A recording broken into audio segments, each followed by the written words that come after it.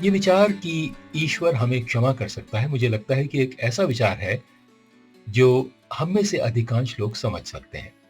लेकिन ये विचार कि वो केवल अपने पुत्र की मृत्यु और पुनरुत्थान के माध्यम से हमें क्षमा कर सकता है, इसको समझना इतना आसान नहीं है।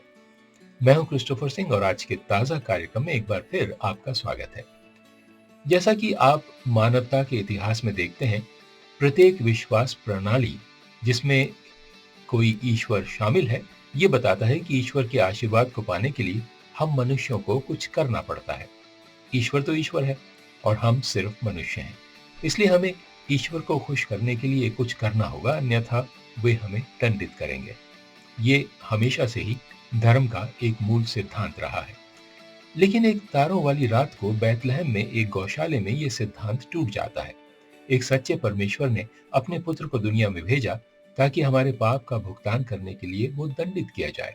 और फिर उसने कहा, यदि आप मानते हैं कि मैंने अपने बेटे को आपके लिए दंडित किया है और मैं अब आपको माफ कर सकता हूं, तो आप माफ कर दिए जाएंगे और आपके पास अनंत जीवन होगा।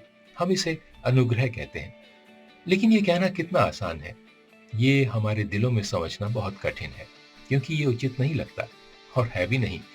प्रेरित पौलुस ने इसे इस तरह कहा है, बाइबल में लिखा है इफिसियों 2:8 और 9 में, क्योंकि विश्वास के द्वारा अनुग्रह ही से तुम्हारा उद्धार हुआ है और ये तुम्हारी ओर से नहीं वरन परमेश्वर का दान है, और न कर्मों के कारण, ऐसा ना हो कि कोई घमंड करे।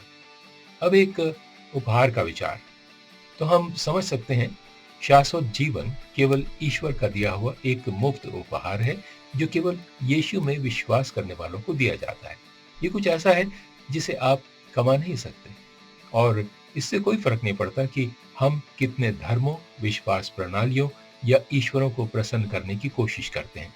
परमेश्वर की कृपा प्राप्त करने के लिए केवल एक ही स्थान है, और वो है यीशु में विश्वास।